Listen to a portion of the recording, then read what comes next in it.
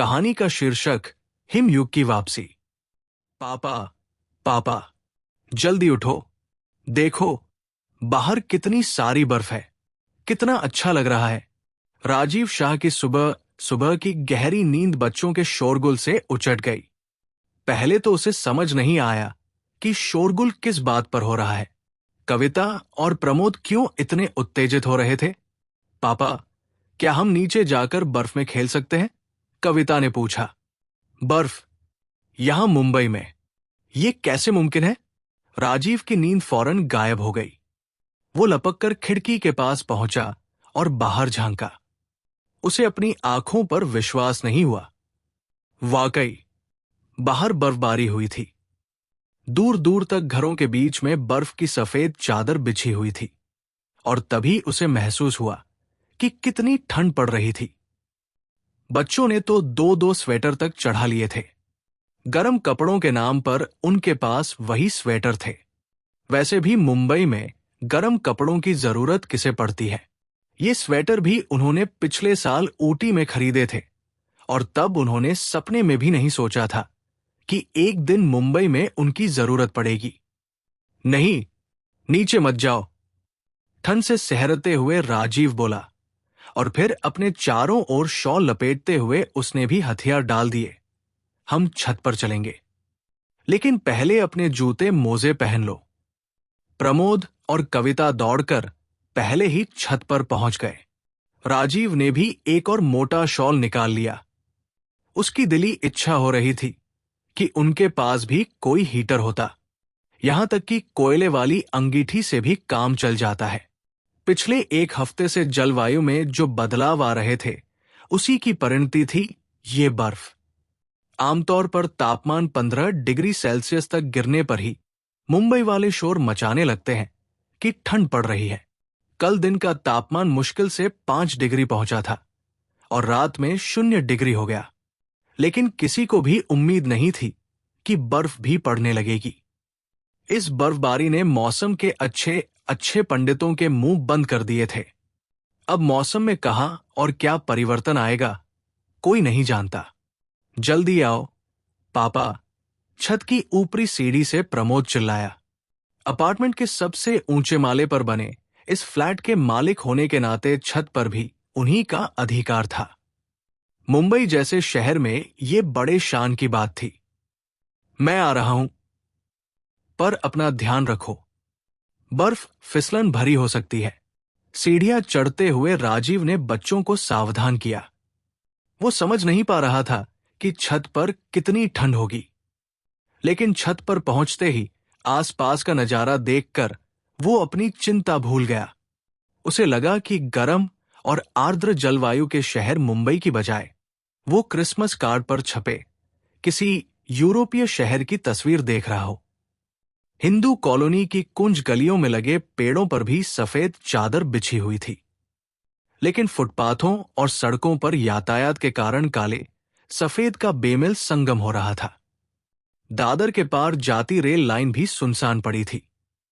मैं शर्त लगा सकता हूं कि मध्य रेलवे वालों ने भी अपना तामझाम समेट लिया होगा। उन्हें किसी बड़े बहाने की जरूरत नहीं पड़ती। राजीव बड़बड़ाया। मुझे हैरानी है कि पश्चिम रेलवे वाले क्या कह रहे होंगे। जवाब के तौर पर तभी उसे माहिम की ओर जाती पटरी पर लोकल ट्रेन दिखाई दी। लेकिन राजीव की कल्पनाएं 5 साल पीछे की उड़ान भर रही थी, जब उसने एक शर्त लगाई थी।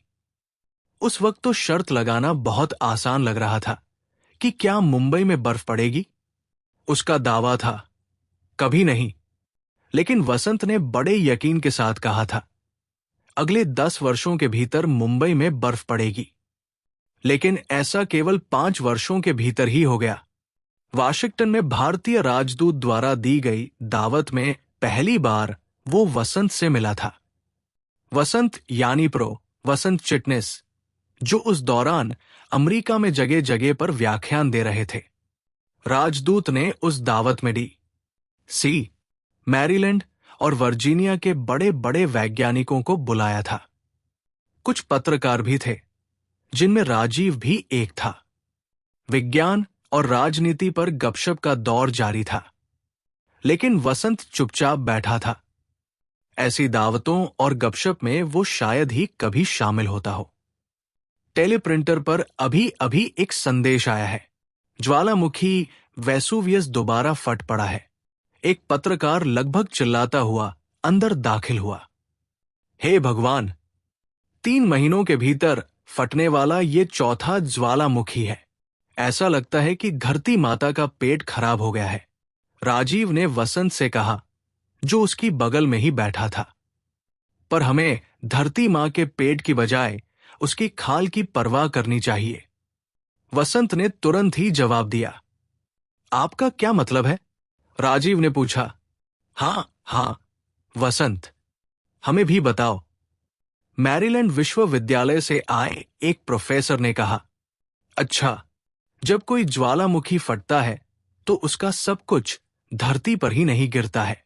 कुछ पदार्थ वायुमंडल में भी घुल मिल जाता है। ये निर्भर करता है कि कितना, क्योंकि एक निश्चित स्तर पार करने पर प्रकृति का संतुलन बिगड़ जाता है। मुझे डर है कि हम उस सीमा को अगर पार नहीं कर गए हैं तो उसके निकट तो पहुंच ही गए हैं, वसंत ने गंभीरतापूर्वक बताया। प्रकृति का संतुलन बिगड़ जाएगा। फिर उससे क्या होगा? किसी सनसनीखेज कथा की उम्मीद में एक अमरीकी खबनविस पेन और पैड निकालकर तैयार हो गया। उसकी आंखों में सीधे देखते हुए वसंत ने उल्टा सवाल कर दिया। कल्पना करें कि मैं अपनी सलाह दूं कि आप अपनी राजधानी वाशिंगटन से हटाकर होनोलुलु ले जाएं। पर उसकी जरूरत ही क्यों पड़ेगी? खबनवीस ने पूछा। क्योंकि आप खबनवीसों को पहेलियां बुझाना अच्छा नहीं लगता। मैं इसका जवाब ही दूंगा। मुस्कुराते हुए वसंत ने कहा, मामूली हिमयुग के आने से आपको न्यूयॉर्क, शिकागो और यहां तक कि वाशिंगटन जैसे उत्तरी शहर खाली करने पड़ेंगे। इससे पहले कि वसंत और कुछ बता पाते, विदेश मंत्रालय से एक खास मेहमान के आने से उनकी बातचीत में व्यवधान पड़ गया। फिर आम बातचीत होने लगी, लेकिन राजीव वसंत को थोड़ा और कुरेदना चाहता था। जैसे ही बातचीत का मौका मिला, उसने सीधे मतलब की बात की। आप अपने सभी दावों को ठोस सबूतों के साथ पेश करने के लिए विख्यात है, लेकिन क्या हिमयुग के बारे में आपकी भविष्यवाणी कुछ दूर की कौड़ी नहीं लगती? अवश्य ही मैं आपके क्षेत्र का नहीं हूं, मगर मेरा मानना है कि अगले हजारों साल तक कोई हिमयुग नहीं आएगा, बशर्ते कि हमारा पारंपरिक ज्ञान गलत साबित न हो। पापड़ खाते हुए वसंत ने उसकी बात पूरी करते हुए कहा, मैं साबित कर सकता हूं कि अगर हमारे वर्तमान पारिस्थितिकी तंत्र में प्रकृति का संतुलन यूं ही बिगड़ता गया तो 10 साल के भीतर ही ये मुसीबत आ जाएगी। लेकिन मिस्टर शाह, आपको डरने की जरूरत नहीं। मुंबई में आप सुरक्षित हैं। भूमध्य रेखा के दोनों ओर उत्तर दक्षिण में 20 डिग्री अक्षांश तक की पट्टी को सुरक्षित रहना चाहिए। अगर मुझे स्कूल में पढ़ी भूगोल की कुछ मोटी मोटी बातें याद हैं, तो मुंबई भी इसी अक्षांश के भीतर करीब 19 डिग्री उत्तर में स्थित है, आपकी पट्टी के सीमांत पर। तो हम मुंबई वालों को बर्फबारी और अन्य सब चीजों के साथ असली शीत लहर का सामना करना पड़ सकता है। मुझे कहना चाहिए कि हम आसानी से बचे रहेंगे। वसंत ने चहकते हुए कहा, मैं यकीन नहीं कर सकता। केवल 10 साल के भीतर मुंबई में बर्फ गिरेगी, ये नामुमकिन है। अगर आप एक दमड़ी लगाए तो मैं $10 की शर्त लगा सकता हूं कि ऐसा कभी नहीं होगा। निश्चित रूप से ये बहुत साहसपूर्ण शर्त है। $10 का नोट निकालते हुए राजीव ने कहा, मुझे डर है कि हालात मेरे पक्ष में कुछ ज्यादा ही अनुकूल है। निश्चित बातों पर मैं शर्त नहीं लगाता हूं। पत्रकार साहब, आप निश्चित रूप से ये $10 हार जाएंगे। उसकी बजाय आइए हम अपने कार्ड बदल लेते हैं। ये रहा मेरा कार्ड। मैं इस पर आज की तारीख लिख देता हूं। आप भी ऐसा ही करें। अगर 10 साल के भीतर मुंबई में बर्फ गिरती है तो आप मेरा कार्ड लौटा देंगे और अपनी हार मान लेंगे। अगर नहीं पड़ी तो मैं अपनी हार मान लूंगा। अभी वे कार्यों का लेन देन कर ही रहे थे कि मेजबान ने आकर घोषणा की, आइए और हमारे खानसामे द्वारा बनाई गई खास मिठाई का आनंद लीजिए। एक बड़ा सा आइस केक उसी मेज पर लाया गया जिस पर कुछ देर पहले दावत चल रही थी। केक का नाम पढ़कर राजीव और वसंत दोनों के चेहरों पर मुस्कुराहट दौड़ गई। केक का नाम था आर्कटिक सरप्राइज। वास्तविक सरप्राइज तो 10 साल के भीतर आने वाला है। वसंत बुदबुदाया, पर वो उतना खुशनुमा नहीं होगा। छत पर बच्चों ने धमा चौकड़ी मचा रखी थी। कविता द्वारा फेंका गया बर्फ का गोला राजीव को आकर लगा और वो अतीत से तुरंत वर्तमान में आ गया। सचमुच में वो शर्त हार चुका था। अब उसे डाक द्वारा चिटनेस का कार्ड वापस भेजना था। वो सीढ़ियों से नीचे उतरा, पर डेस्क से कार्ड निकालते ही उस पर अंकित फोन नंबर से उसे एक बेहतर विचार सूझा। अवश्य ही शर्त के अनुसार उसे कार्ड डाक द्वारा भेजना था, पर फोन द्वारा उनसे सीधे बात क्यों न की जाए। उसने तुरंत ही फोन मिलाया। हां, चिटनेस? उसने पूछा। दूसरे छोर पर स्थित व्यक्ति ने उत्तर दिया, जी हां, वसंत चिटनेस बोल रहा हूं। क्या मैं आपका नाम जान सकता हूं प्लीज? मैं राजीव शाह बोल रहा हूं, आपको याद होगा। हमारी शर्त? बिल्कुल, मैं आज तुम्हें ही याद कर रहा था। तो तुम हार मानते हो? राजीव की आंखों के सामने दूसरे छोर पर वसंत का मुस्कुराता चेहरा घूम गया। सचमुच? पर क्या आप मुझे साक्षात्कार के लिए आधे घंटे का समय देंगे? मैं आपकी भविष्यवाणी का वैज्ञानिक आधार जानना चाहता हूं। मैं आपके सिद्धांत को प्रकाशित कराना चाहता हूं। बिल्कुल पत्रकार के अनुसार, पर अब इसका कोई फायदा नहीं होगा। फिर भी तुम्हारा स्वागत है, बशर्ते कि तुम सुबह 11 बजे तक संस्थान में पहुंच जाओ। राजीव तुरंत मान गया। वो झटपट दाढ़ी बनाने में जुट गया और साथ ही रेडियो भी चालू कर दिया। रेडियो पर विशेष समाचार बुलेटिन आ रहा था। समूचा उत्तर भारत जबरदस्त शीत लहर की चपेट में है। पश्चिमी राजस्थान से बंगाल की खाड़ी तक और हिमालय से लेकर सह्याद्री की पहाड़ियों तक जबरदस्त बर्फ पड़ी है। हताहतों की संख्या का अनुमान लगाना संभव नहीं है। हजारों की संख्या में आप्रवासी पक्षियों के झुंड मृत पाए गए हैं, जिन्हें मौसम में आए इस अचानक बदलाव का जरा भी अंदाजा नहीं था। ज्यादातर फसलें चौपट हो गई है। सड़क और रेल संपर्क बुरी तरह बाधित हो गया है। प्रधानमंत्री व मुख्यमंत्रियों ने अपने अपने क्षेत्रों का हवाई सर्वेक्षण किया है। बर्फ की आपदा का सामना करने के लिए प्रधानमंत्री ने विशेष कोष की घोषणा की है। सभी से इस कोष में खुलकर दान करने की अपील की गई है। राजीव ने दूसरा स्टेशन लगाया, पर वहां भी यही समाचार बुलेटिन आ रहा था। तभी कविता की उत्साह भरी चीख सुनाई पड़ी, पापा, पापा, आओ, टी.वी. देखो, देखो, इस पर सब जगह बर्फ की तस्वीरें दिखा रहे हैं। टेलीविजन पर भी विशेष समाचार बुलेटिन आ रहे थे। समूचे उत्तर भारत में गिरी बर्फ के दृश्यों के अलावा उन बुलेटिनों में और कुछ नहीं था। कम से कम तकनीकी तो सूचना के प्रवाह को थामने में समर्थ थी। राजीव को रूसी फिल्म डॉक्टर जिवागो में दिखाए गए दृश्य याद आ गए। टेलीविजन पर देश के प्रमुख शहरों के तापमान दिखा रहे थे। Srinagar 20 degree, Chandigarh 15 degree, Bikaner 15 degree, Delhi 12 degree, Varanasi 10 degree, Kolkata 3 degree. केवल मुंबई के दक्षिण में पारा 0 डिग्री के मनोवैज्ञानिक स्तर से ऊपर रहने में कामयाब हो पाया था। Madras 3 degree, Bangalore 2 degree, Trivandrum 7 degree तापमान के साथ अपेक्षाकृत गर्म लग रहे थे। तभी एक न्यूज फ्लैश आया। राष्ट्रपति ने एक आपात बैठक बुलाई, जिसमें उपराष्ट्रपति, प्रधानमंत्री, मंत्रिमंडल के सदस्य, तीनों सेनाओं के प्रमुख, सर्वोच्च न्यायालय के मुख्य न्यायाधीश और विपक्षी दलों के नेता शिरकत करेंगे। इस बैठक में फैसला लिया जाएगा कि क्या राष्ट्रीय राजधानी को दिल्ली से मुंबई ले जाया जाए। तुम्हें अपनी राजधानी वाशिंगटन से होनोलुलु ले जानी पड़ सकती है। राजीव को 5 साल पहले वसंत के कहे गए शब्द याद आ गए, जो उन्होंने अमरीकी खबनवी से कहे थे। अगर भारत जैसे गर्म देश में बर्फ ने इतना कहर बरपा दिया है, तो यूरोप और रूस जैसे ठंडे मुल्कों का क्या हाल होगा? वहां का हाल जानने के लिए उसने BBC वर्ल्ड चैनल लगाया।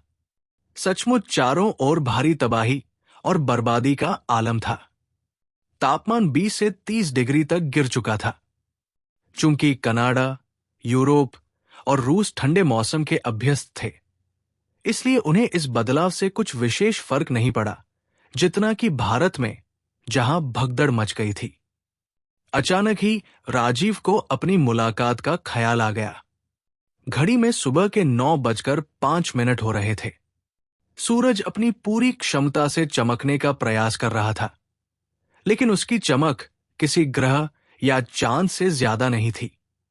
कविता और प्रमोद मानकर बैठे थे कि उनका स्कूल आज बंद रहेगा, इसलिए वे दोनों आराम से टेलीविजन देख रहे थे। उन्हें इस बात का भी सुकून था कि उनकी मां अपने मित्र की बेटी के विवाह में शरीक होने के लिए पुणे गई हुई थी, वरना वो उन्हें काम पर काम बताती रहती। राजीव ने जल्दी जल्दी नाश्ता किया और गैराज से अपनी कार बाहर निकाली। कार भी ठंडी पड़ चुकी थी और बहुत माथा पच्ची करने के बाद स्टार्ट हो सकी। सड़क पर निकलने के बाद असली मुसीबत से सामना होने लगा। बर्फ से ढकी सड़क पर कार बार बार फिसल रही थी, पर चूंकि राजीव विदेशों में ऐसी सड़कों पर कार चला चुका था, इसलिए थोड़ी बहुत दिक्कत के बाद वो कार पर नियंत्रण रखने में सफल हो गया। लेकिन मुंबई के ज्यादातर ड्राइवरों के साथ ऐसा नहीं था। अंबेडकर रोड पर लावारिस पड़ी या टकराई हुई कारों और बसों को देखकर तो यही लगता था कि मुंबई वालों को बर्फ पर चलने का अभ्यास नहीं है। हम हिंदुस्तानी भी खामख्वा अपने आप को फन्ने खा ड्राइवर समझते हैं, भले ही हमें केवल ब्रेक और एक्सेलरेटर से ज्यादा कुछ और पता ना हो। राजीव बड़बड़ाया और अपनी कार को कीचड़ व मलबे के बीच सावधानी से चलाने लगा। उसे महसूस हुआ कि कोलाबा पहुंचने में उसे आज कुछ ज्यादा वक्त लगेगा। हालांकि वहां पहुंचने में आमतौर पर 40-45 मिनट ही लगते हैं। खैर, उसके पास अभी 1.5 घंटे का समय था। आइए पत्रकार साहब, आप 1 घंटा लेट हैं। क्या आपको रास्ते में साक्षात्कार के लिए कोई और शिकार मिल गया था? दफ्तर में घुसते ही वसंत ने उसका स्वागत किया। मुझे खेद है प्रो चिटनेस, अगर इस गड़बड़ झाले के बीच कार चलाने की बजाय मैं पैदल आया होता तो शायद यहां जल्दी पहुंच जाता। राजीव आराम कुर्सी पर पसर गया। वसंत भी उसके सामने अपने ओहदे के अनुसार रिवॉल्विंग चेयर पर बैठ गया। पहले मेरी बधाइयां स्वीकार करे प्रोफेसर, उस दिन आपने क्या सटीक भविष्यवाणी की थी। बिल्कुल सही निशाना लगा। पर हम पत्रकार और कुछ चाहे ना हो, वहमी जरूर होते हैं। कृपया मेरा वहम दूर करें कि आपने ऐसी सटीक भविष्यवाणी की कैसे, और ये क्यों कहा कि अब इसे प्रकाशित करने का कोई फायदा नहीं होगा। आपको अपने सवालों के जवाब इन कागजात में जरूर मिल जाएंगे। ये कहते हुए वसंत ने एक फाइल राजीव के सामने रख दी। उस फाइल में अंतर्राष्ट्रीय पत्रिकाओं में छप चुके आलेखों की टाइप की हुई प्रतिलिपियां तथा हाथ से लिखे कागजों का पुलिंदा था। पर उस विषय में अनभिज्ञ होने के कारण राजीव उनका सिर पैर कुछ समझ नहीं पाया। वो केवल उनके शीर्षकों और निचोड़ों को ही नोट कर सका। हिमयुग की भविष्यवाणी करने वाला मेरा वैज्ञानिक सिद्धांत प्रकाशित भाग की बजाय अप्रकाशित भाग में ज्यादा मिलेगा। वसंत ने सहज भाव से कहा, ऐसा क्यों? झूठी वास्तविकता के कारण, हर चीज की बारीकी से नुक्ताचीनी करने और निष्पक्षता के झूठे एहसास के कारण, जिस पर हम वैज्ञानिकों को बहुत गुमान है। वसंत के चेहरे पर व्यंग्य और हताशा के भाव तैर रहे थे। आगे बोलने से पहले फिर उसका चेहरा निर्विकार हो गया। आम लोग सोचते हैं कि हम वैज्ञानिक प्रकांड विद्वान होते हैं, जो ईर्ष्या और लालच से परे केवल ज्ञान की खोज में लगे रहते हैं। पर यह सब बकवास है। हम वैज्ञानिक भी आखिर मनुष्य हैं। मानवीय स्वभाव की सभी कमजोरियां हमारे भीतर भी होती हैं। अगर वैज्ञानिक व्यवस्था को नई खोजें हजम नहीं होती तो उसके पुरोधा लोग इन खोजों को दबाने के लिए सब कुछ करेंगे। मुझे भी अपने सिद्धांतों और भविष्यवाणियों के स्वर को मंदा कर देना पड़ा ताकि मेरे विचार प्रकाशित हो सकें और अन्य हाथ से लिखे विचार जो आप देख रहे हैं उन्हें प्रकाशन के लिए कुछ ज्यादा ही अव्यावहारिक और फूहड़ माना गया। मुझे क्षमा करें प्रो चिटनेस, मुझे वसंत कहो। प्रोफेसर ने बीच में ही कहा, धन्यवाद वसंत, लेकिन आप जो कुछ कह रहे हैं उसमें कोपरनिकस और गैलीलियो के दिनों से गजब की समानता दिखती है। अगर मुझे ठीक ठीक याद है तो कोपरनिकस ने अपनी पुस्तक में जो प्रस्तावना लिखी थी उसे प्रकाशक ने पूरी तरह बदल डाला ताकि पुस्तक को धार्मिक संस्थानों की तरफ से प्रतिरोध न झेलना पड़े। राजीव ने बातचीत रिकॉर्ड करने के लिए टेप रिकॉर्डर चालू कर दिया था। इस बीच उत्तर देने से पहले वसंत ने अपने विचारों को कुछ व्यवस्थित कर लिया था। उन दिनों धार्मिक व्यवस्था थी जो वैज्ञानिकों को हतोत्साहित करती थी। आज वैज्ञानिक नौकरशाही है जो हम वैज्ञानिकों के सिर पर बैठी है। वे समझदार लोग ही तय करते हैं कि क्या चीज प्रकाशन योग्य है और क्या नहीं, और यदि चीज ये वास्तविक विज्ञान है तो इसे दिन की रोशनी भी नसीब न हो।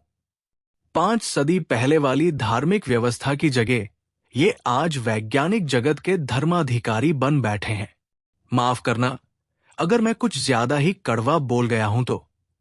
बेशक वसंत, तुम इस पूरी व्यवस्था पर ही टिप्पणी कर रहे हो। व्यवस्था जैसी भी हो, तुम अपने निजी अनुभव के आधार पर इसे कोस रहे हो। लेकिन अगर मुझे इसका पक्ष लेना होता तो मैं यही कहता कि अपने पूरे कैरियर के दौरान वैज्ञानिकों को सैकड़ों अजीबोगरीब और अधकचरे विचार सूझते, लेकिन इन सबको परखने का वक्त किसके पास है? इसलिए अगर वे किसी नई लीक से हटकर विचार से बचने की कोशिश करते हैं तो किसे दोष दिया जाए? मैं सहमत हूं, लेकिन अगर लीक से हटकर सोचा गया विचार भी तर्कों पर आधारित हो और उसके पक्ष में सबूत भी हो तो क्या उसकी सुनवाई नहीं होनी चाहिए?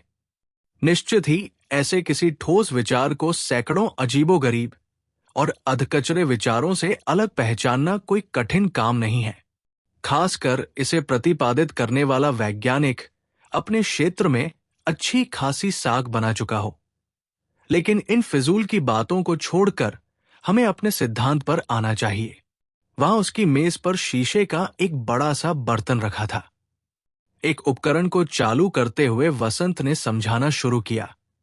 मैं इस बर्तन के अंदर की हवा को धीरे धीरे ठंडा कर रहा हूं।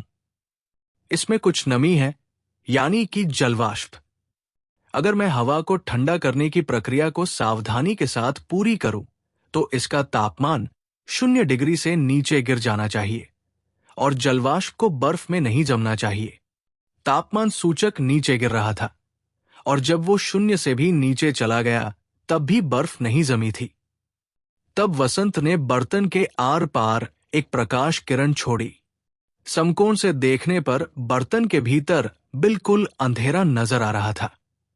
ऐसा इसलिए है क्योंकि प्रकाश इस नम हवा के आर पार गुजर जाता है। वसंत ने समझाया, पर अब मैं तापमान को और कम करूंगा। जब तापमान 0 से 40 अंश नीचे तक गया तो बर्तन चमकने लगा। यह परिवर्तन एकदम जादू जैसा लग रहा था। ऐसा इसलिए हुआ क्योंकि बर्तन के भीतर हवा में मौजूद जलवाष्प अब जम गई है। बर्फ के कण प्रकाश को छितरा देते हैं, जबकि नम हवा ऐसा नहीं कर पाती। यही मुख्य बिंदु है, वसंत ने कहा। अपने कमरे में लौटते वक्त वसंत ने बताया, यही क्रिया ध्रुवीय प्रदेशों में भी होती है। वहां पर जब तापमान 0 से 40 अंश तक नीचे गिर जाता है तो हवा में बर्फ के कण बन जाते हैं, जिन्हें हम हीरे की धूल कहते हैं। ये वही बर्फ कण हैं जिन्हें तुमने अभी प्रयोग में देखा था। प्रयोग की तरह ध्रुवों पर भी ये धूल धूप को छितरा देती है। अन्य जगहों पर हमें ऐसा होता नजर नहीं आता, क्योंकि कहीं भी तापमान कभी भी इतना नीचे नहीं गिरता है। ठीक है वसंत, मुझे अपने सिद्धांत के बारे में बताओ, और ये भी बताओ कि ये क्यों भविष्यवाणी करता है। राजीव ने कहा। वसंत ने संसार का नक्शा निकाला और उसे राजीव के सामने मेज पर फैला दिया। यहां देखो, नक्शे में दर्शाई गई ठोस जमीन पर गौर करो। इस जमीन ने नक्शे के कुल क्षेत्रफल का लगभग 1/3 भाग घेर रखा है। बाकी सारा भाग पानी है, समुद्रों और महासागरों की शक्ल में। यही महासागर हमारी जलवायु को नियंत्रित करने में महत्वपूर्ण भूमिका निभाते हैं। उनके ऊपर की गर्म हवा ऊपर उठती है और धरती के वायुमंडल में घुल मिल जाती है तथा दोबारा नीचे आने से पहले चारों ओर फैल जाती है। ठीक, ये सब तो स्कूल की किताबों में भी लिखा है। राजीव ने कहा, लेकिन हम हमेशा ही इसे यूं ही लेते हैं कि महासागर गर्म है और हमेशा गर्म रहेंगे। किस हद तक ये सही है? कुछ साल पहले मैंने समुद्र की गहराइयों में तापमान मापा था। समुद्र का पानी ऊपरी स्तरों में गर्म होता है और नीचे गहराइयों में ठंडा होता जाता है, इतना ठंडा कि बर्फ जम जाए। लेकिन मुझे ये देखकर अचंभा हुआ कि ऊपर की गर्म परतें, जिन पर हमारी जलवायु निर्भर है, काफी पतली है और साल दर साल ये और ज्यादा पतली होती जा रही है। पर सूर्य क्या कर रहा है? क्या वह महासागरों को पर्याप्त गर्मी नहीं देता? राजीव ने पूछा। ऊष्मा के प्रत्यक्ष स्रोतों के तौर पर सूर्य बहुत ही अप्रभावी है। ध्रुवों पर गर्मी के मौसम में 24 घंटे की चमकदार धूप होती है, पर इससे कितनी बर्फ पिघलती है। इसके बजाय बर्फ धूप को परावर्तित कर देती है और उसकी गर्मी को अपने अंदर नहीं आने देती। लेकिन अप्रत्यक्ष रूप से धूप ज्यादा कारगर साबित हो सकती है और होती है। अगर तुम मेरी प्रयोगशाला चलो तो मैं तुम्हें एक प्रयोग करके दिखाता हूं। इतना कहकर वसंत उठ खड़ा हुआ और राजीव को गलियारे के पास स्थित अपनी प्रयोगशाला में ले गया। वसंत का बयान हालांकि टेप रिकॉर्डर में दर्ज हो रहा था, लेकिन राजीव शाह अपने नोट बनाने में व्यस्त था। हालांकि उसे अपने सवाल का जवाब अभी भी नहीं मिल पाया था। राजीव के चेहरे पर तैर रहे हैरानी के भावों को ताड़कर वसंत मुस्कराया और आगे बोला, अब मैं तुम्हें अपने सिद्धांत का लब्बो-लुआब बताता हूं।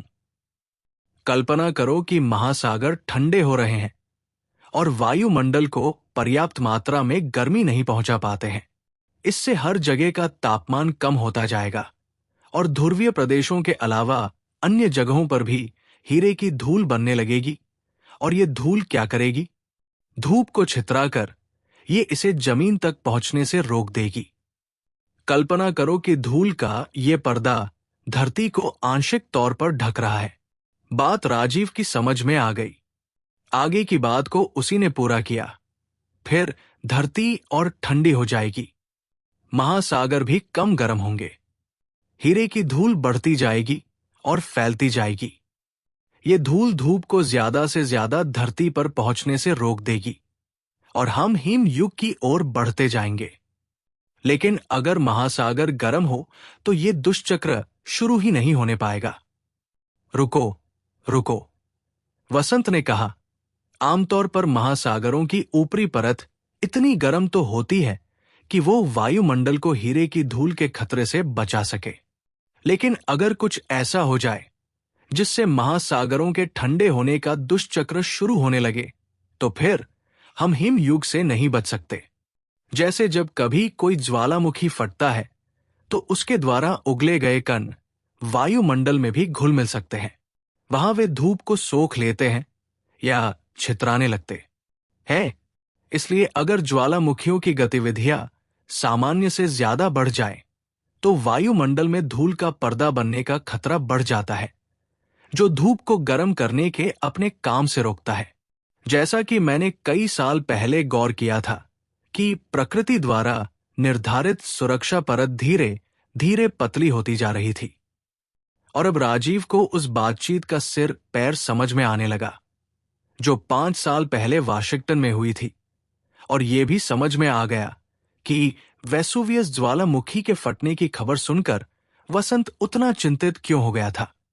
और अब जबकि वसंत की आशंका सही साबित हो चुकी है, तो आगे क्या होने वाला है? हिमयुग आ गया। भारतीय वैज्ञानिक ने भविष्यवाणी की थी। ये शीर्षक था राजीव के सनसनीखेज आलेख का।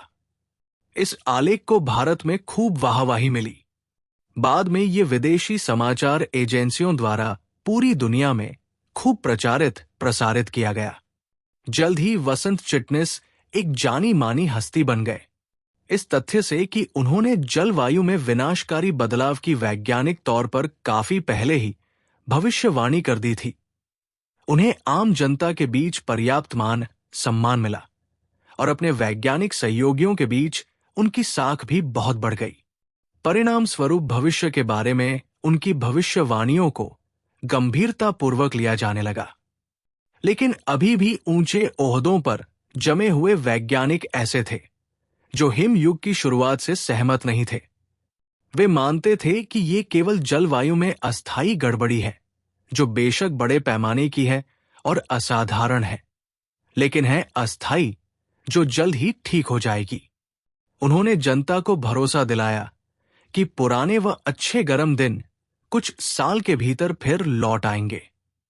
बस महासागरों और उनके ऊपर की हवाओं के गर्म एवं ठंडे होने के चक्र में संतुलन कायम हो जाए। लेकिन ठंड से जमे देशों को विश्वास दिलाना वाकई काफी कठिन था।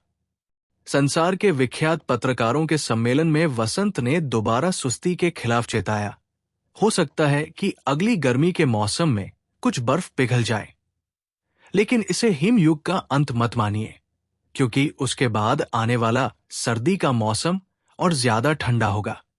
इसे टालने का तरीका भी है, लेकिन उस तरीके को जल्द से जल्द अमल में लाना पड़ेगा। इस चक्र को उलट देना अभी भी संभव है, पर इसमें बहुत सारा धन खर्च होगा। कृपया इसे खर्च करें।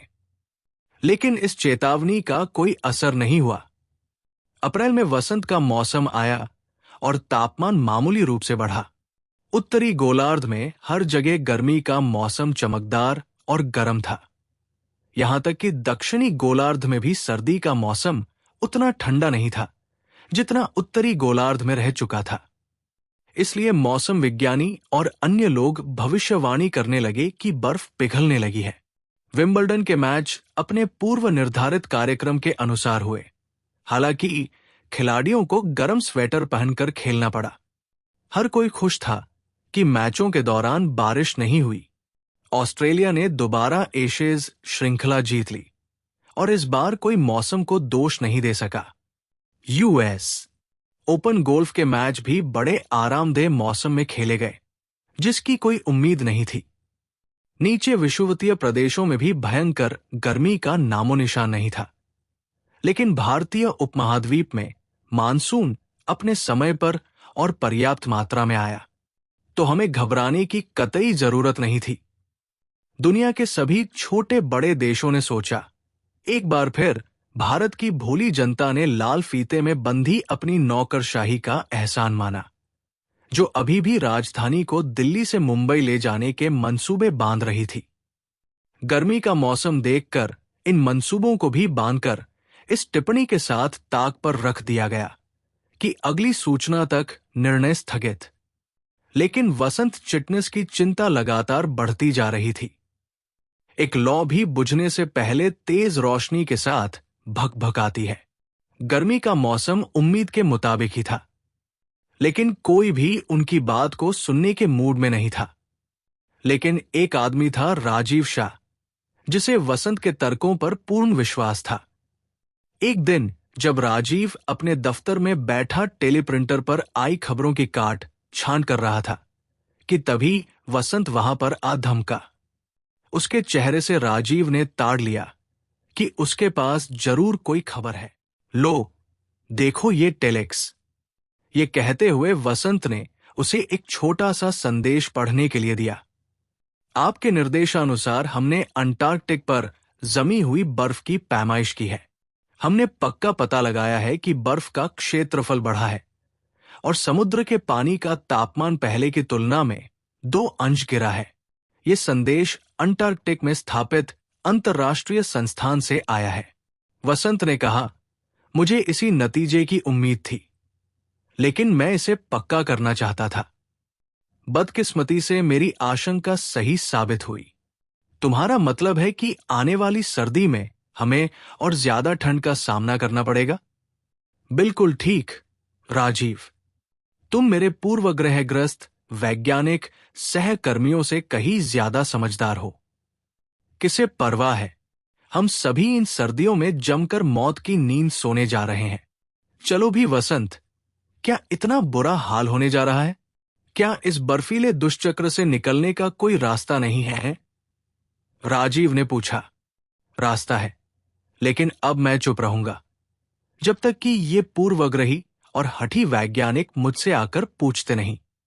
हां, दोस्त होने के नाते मैं तुम्हें एक नेक सलाह जरूर दूंगा। भूमध्य रेखा के जितने निकट तुम जा सकते हो, चले जाओ। शायद अगले कुछ महीनों में इंडोनेशिया का मौसम कुछ बर्दाश्त करने लायक बचे। मैं तो बांडुंग का टिकट खरीदने जा रहा हूं। और वसंत जल्दी से बाहर निकल गया। मानव अपने आप को धरती का राजा कहता है, लेकिन जिस स्तर पर प्रकृति की शक्ति काम करती है, उसके समक्ष मनुष्य की सबसे अच्छी तकनीकी भी बौनी है। 2 नवंबर को मुंबई के लोगों ने एक अद्भुत नजारा देखा। हजारों हजार पक्षी आसमान में उड़े जा रहे थे। वे सारे के सारे पक्षी बहुत ही अनुशासित ढंग से उड़ रहे थे। पक्षी विज्ञानी अपने अपने घरों से बाहर निकल आए ताकि इस नजारे को देख सकें और कुछ सीख सकें। उनमें से अनेक पक्षी पहले कभी भी इस दिशा में उड़कर नहीं आए थे।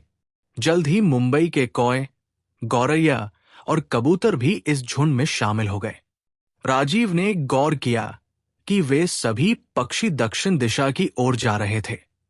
उन पक्षियों ने अपनी सहज वृत्ति से वो जान लिया था जो मानव अपनी तमाम उन्नत तकनीकों के बल पर भी नहीं जान पाया था। स्पष्ट है कि पक्षियों में समझदारी थी और उन्होंने पिछले साल के अनुभवों से काफी कुछ सीखा था। आखिरकार 2 दिन बाद आसमान में मंडरा रहे मानव निर्मित उपग्रहों ने भी मौसम में किसी अनहोनी का पता लगा ही लिया। 4 नवंबर को एक चेतावनी प्रसारित की गई। वायुमंडलीय बदलाव तेजी से हो रहे हैं और इस बात के संकेत हैं कि अगले 24 घंटों के भीतर धरती पर अनेक जगहों पर भारी बर्फ गिरेगी। गर्व से गर्दन अकड़ाए मौसम विज्ञानियों ने बताया कि उनकी उन्नत तकनीकों के बगैर ये पूर्व चेतावनी नहीं आ सकती थी। उन्हें शायद मालूम नहीं था कि पक्षी काफी पहले ही भूमध्य रेखा के पास सुरक्षित जगहों पर पलायन कर चुके थे।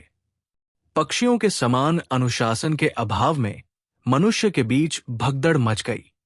जापान, कनाडा, अमेरिका और तकनीकी रूप से विकसित यूरोपीय देशों का भरोसा था कि पिछली सर्दियां बिता लेने के बाद वे इस बार फिर किसी भी तरह की ठंड का सामना कर लेंगे। लेकिन वे इस बात के लिए तैयार नहीं थे कि उनके बड़े बड़े शहर भी 5 मीटर मोटी बर्फ के तले दब जाएं। नतीजा ये हुआ कि उसके बाद मची भगदड़ में केवल वही सौभाग्यशाली लोग बच पाए जो परमाणु हमलों से बचाने वाले बंकरों तक पहुंच सके। पारंपरिक तौर पर गर्म देशों में ठंड का कहर कुछ कम था, लेकिन उनमें भी तैयारी के अभाव में काफी जनसंख्या हताहत हो गई। राजीव शाह भी मद्रास में अपने चचेरे भाई के पास चला गया, लेकिन वहां भी ठंड के मारे बुरा हाल था। प्रमोद और कविता को भी अब बर्फ में खेलने में मजा नहीं आता था। अन्य लोगों की तरह वे भी पूछते कि अच्छे पुराने गर्म दिन कब आएंगे, लेकिन आम आदमियों को छोड़िए, विशेषज्ञ लोग भी यकीन के साथ कुछ भी बता पाने में असमर्थ थे। विशेषज्ञ लोगों में भी जो पिछली सर्दी के मौसम को बेहद हल्के रूप से ले रहे थे, ज्यादातर लोग मर खप गए थे। उनमें से केवल एक व्यक्ति ही बच पाया, क्योंकि वो वाशिंगटन छोड़कर मियामी बीच पर आ गया था। वो रिचर्ड होम्स था, जो अमरीकी ऊर्जा बोर्ड का सदस्य था। एक दिन अचानक उसके फोन ने राजीव को आश्चर्य में डाल दिया। हाय राजीव, कैसे हो तुम? शर्तिया, तुम मद्रास में गर्म मौसम का मजा ले रहे हो, जबकि हम यहां मियामी में जमे जा रहे हैं। रिचर्ड मजाकिया बनने की कोशिश कर रहा था, लेकिन राजीव को उसके शब्दों में छिपी चिंता का एहसास हो गया। चलो भी रिचर्ड, वास्तव में तुम वहां पर अच्छे खासे गर्म घर में दिन गुजार रहे हो। उसने कहा, मियामी में गर्म घर? तुम बचकानी बात कर रहे हो। लेकिन राजीव, मैंने वसंत का पता लगाने के लिए फोन किया है। तुम जानते हो ना, वसंत चिटनिस, वो कहाँ गायब हो गया? मुंबई और दिल्ली के तो फोन काम ही नहीं कर रहे हैं, जैसे कि इन शहरों के फोन कभी ठीक से काम करते ही नहीं। राजीव बड़बड़ाया। उसके बाद उसने रिचर्ड को बांडुंग में वसंत का पता और फोन नंबर दिया। मैं जानना चाहता हूं कि वो इन सब का क्या मतलब निकालता है। हो सकता है उसके पास इस संकट से निकलने का कोई रास्ता हो। सूचना के लिए राजीव को धन्यवाद देते हुए रिचर्ड ने कहा, अब अक्लमंद लोग भी बात करने को तैयार है। राजीव ने सोचा, कुछ महीने पहले इसी होम्स ने बुरे दिनों के लिए वसंत की भविष्यवाणी का मजाक उड़ाया था, पर अभी भी देर नहीं हुई थी, बशर्ते कि वसंत सुनने के मूड में हो। आपके वाशिंगटन के क्या हाल चाल है, रिचर्ड? बांडुंग हवाई अड्डे पर रिचर्ड का स्वागत करते हुए वसंत ने पूछा। वहां तो कोई नहीं बचा। दरअसल हमसे ज्यादा समझदार तो पक्षी ही निकले। उन्होंने समय पर अपने इलाकों को छोड़ दिया, होम्स ने उत्तर दिया। पिछली मुलाकात की तुलना में इस बार उसके स्वर में वो जोश खरोश नहीं था। उसे वसंत की प्रतिक्रिया का अनुमान नहीं था, इसलिए वो राजीव को भी साथ लाया था। अब वे चुपचाप वसंत के घर की ओर चले जा रहे थे। तुमने भी अपने लिए कोई सुरक्षित जगह नहीं तलाशी है। तुम नहीं जानते कि सारी दुनिया पर बर्फ कहर बरपा रही है। देखो, इन टेलेक्स और फैक्स संदेशों को देखो। राजीव ने कागजों का पुलिंदा वसंत को थमा दिया। वसंत ने उन कागजों को गौर से पढ़ा। अगर परिस्थितियां सामान्य होती तो वे सनसनीखेज सुर्खियां बन जाती, पर अब कागजों पर लिखी बातें सामान्य लग रही थी।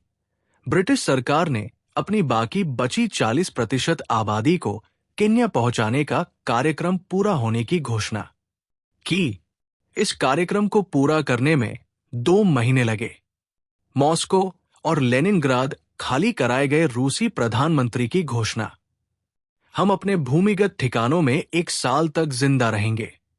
इजराइल के राष्ट्रपति। उत्तरी भारत में सभी नदियां पूरी तरह जम गई।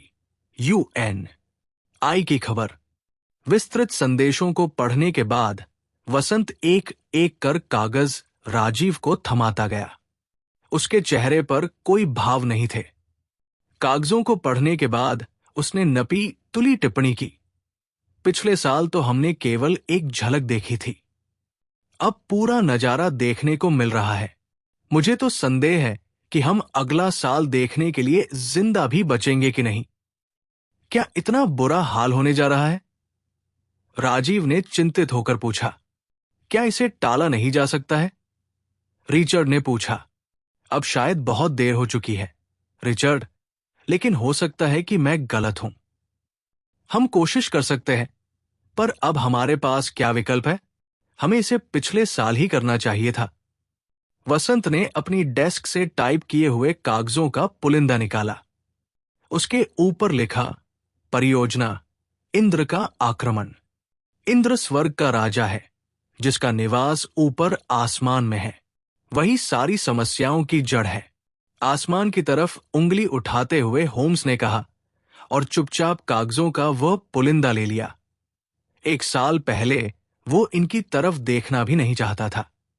होम्स और चिटनिस की मुलाकात को 6 महीने बीत चुके थे। भूमध्य रेखा के उत्तर और दक्षिण दोनों ओर केवल 10 अक्षांश तक ही इलाका हरा भरा और नीला था, जो धरती की पहचान माना जाता है। बल्कि हर जगह हिम युग अपने पैर पसार चुका था, और इसी पतली सी पट्टी में समूची मानव सभ्यता सिमट गई थी। और इसी पट्टी में इस सभ्यता को बर्फ के आक्रमण को रोकने के लिए अपने प्रयास करने पड़े। मरता क्या न करता, लेकिन वसंत अब ज्यादा आशान्वित था कि वे अब रॉकेट छोड़ने के लिए तैयार थे। धुम्बा में विक्रम साराभाई अंतरिक्ष केंद्र में रॉकेट लॉन्चर के पास खड़ा वो बेसब्री से अभियान शुरू होने का इंतजार कर रहा था।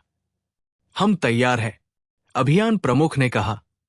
तब दागो, वसंत ने आदेश दिया।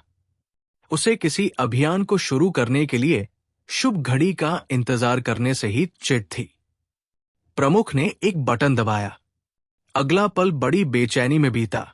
फिर चमचमाता हुआ रॉकेट नारंगी लपटे छोड़ता आसमान की ओर लपका। इंद्र का विजय अभियान शुरू हो चुका था। सभी ने चैन की सांस ली। इस अंतरिक्ष केंद्र से वायुमंडल की जानकारी हासिल करने के लिए पहले ही कई रॉकेट छोड़े जा चुके थे।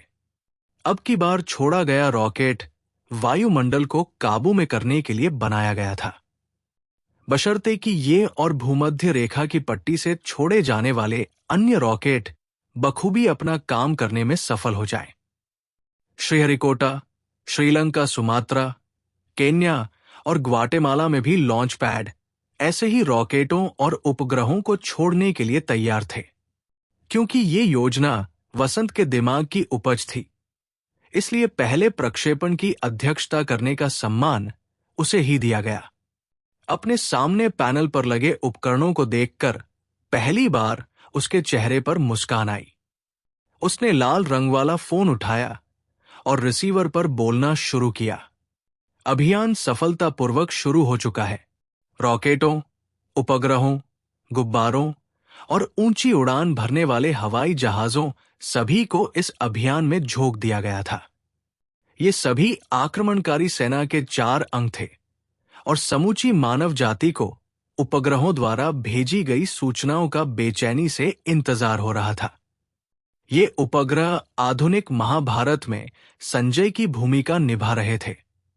राजीव ने अपनी डायरी में लिखा, हमारे इस पुराण में धरती के राजाओं ने इंद्र पर सफलतापूर्वक आक्रमण किया है। क्या ये आक्रमण सफल होगा? और आक्रमण क्या था? दरअसल ये वायुमंडल पर धातु के छोटे छोटे कणों की बौछार करने की महत्वाकांक्षी योजना था। ये कण धूप की गर्मी को सोखकर नीचे जमीन पर बैठ जाएंगे। ये वसंत की योजना थी। उसे उम्मीद थी कि अब तक ज्वालामुखियों के फटने से निकली राख के कण जो वायुमंडल में घुल मिल गए थे, अब धूप को धरती तक नहीं पहुंचने दे रहे थे, बैठ चुके होंगे।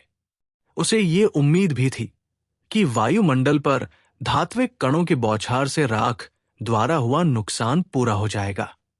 लेकिन केवल इतना ही पर्याप्त नहीं था। वायुमंडल में छितराए हुए हिम कणों को भी तुरंत ही कम करना था। ऐसा केवल वायुमंडल को विस्फोटक द्वारा गर्म करके ही हो पाता। इसके लिए वसंत ने अस्त्र तकनीकी के विनाशक की बजाय रचनात्मक तरीके से उपयोग करने की शर्त रख दी।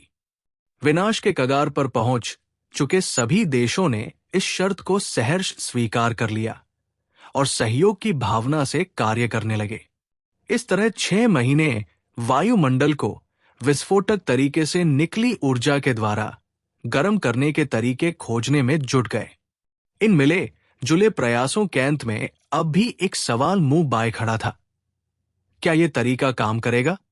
सितंबर का महीना आते आते इस सवाल का जवाब भी मिल गया। जवाब मानव जाति के पक्ष में था। सबसे पहले गंगा के मैदानों में जमीन बर्फ पिघलने लगी। उसके तुरंत बाद कैलिफोर्निया से लेकर फ्लोरिडा तक बड़े बड़े इलाके बर्फ की कैद से मुक्त होने लगे। मियामी से रीचर होम्स ने वसंत को फोन लगाया। बहुत बहुत बधाइयां वसंत, इंद्र के आक्रमण ने विजय प्राप्त की है। हीरे की धूल तेजी से वायुमंडल से गायब हो रही है। संपूर्ण धरती का वायुमंडल गर्म हो रहा है। तुम वाकई बहुत महान हो वसंत। वसंत के चेहरे पर वैसा ही संतोष झलक रहा था जैसा तमाम कठिनाइयों को पार कर कामयाबी हासिल करने वाले वैज्ञानिक के चेहरे पर झलकता है। अब साथी वैज्ञानिक भी उसके कार्य की सराहना कर रहे थे, लेकिन भीतर ही भीतर उसके मन में गहरी चिंता और अनिश्चितता अब भी बनी हुई थी। ये युद्ध तो उन्होंने जीत लिया, पर असली युद्ध तो अभी आने वाला था। जैसा कि अक्सर होता है, किसी लड़ाई में अपनी सारी ताकत झोंक देने के बाद विजेता भी थककर चूर हो जाता है। आदमी थोड़ी देर रुककर अपनी उपलब्धियों के लिए खुद की पीठ थपथपा सकता है, परंतु बड़े संघर्ष अभी आने बाकी थे। हिमयुग के कारण मनुष्य की आबादी घटकर आधी रह गई थी। इंद्र के आक्रमण में बहुत सारी ऊर्जा एवं अन्य आवश्यक संसाधन झोंक दिए गए थे, और अब पिघलती हुई बर्फ से बड़े पैमाने पर बाढ़ आने का खतरा पैदा हो गया था। क्या मनुष्य आगे भी सहयोग की भावना के साथ इन समस्याओं का सामना करता रहेगा? ये सोचते सोचते वसंत के माथे पर पसीना आ गया। पिछले 2 साल में उसे पहली बार पसीना आया था।